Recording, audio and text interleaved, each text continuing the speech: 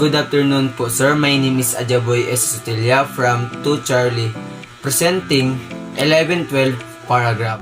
The legitimate monopoly of coercive force by the state have given way to a field of action on which a multitude of policing actors pursue the goals of safety and security through resources and strategy that the state can no longer supply.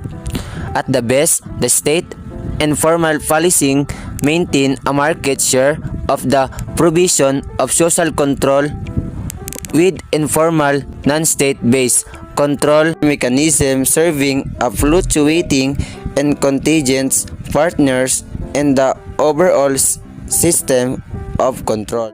Emergence of transnational security trends, mainly transnational terrorism, may have slowed the decline of state and the state control of policing since non-state security providers lack the necessary resources to effectively confront these old and new trends. The disappearance of the state and the shrinking domain of state policing may have been overstated.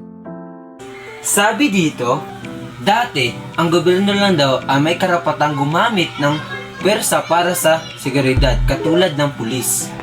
Pero ngayon, marami ng grupo ang gumagawa nito. Gaya ng mga pribadong security guard o mga grupo na nagpapatupad ng batas sa sarili nilang paraan. Ang gobyerno ay may kapangyarihan pa rin, pero hindi na lamang ang gobyerno ang may hawak nito. Ngunit dahil sa malaking banta gaya ng terorismo, ang gobyerno pa rin ang mas may kakayahang harapin ang mga ito. Kaya ang pag-isip na mawalan na ang kapangyarihan ng gobyerno sa usaping seguridad ay maaaring mali.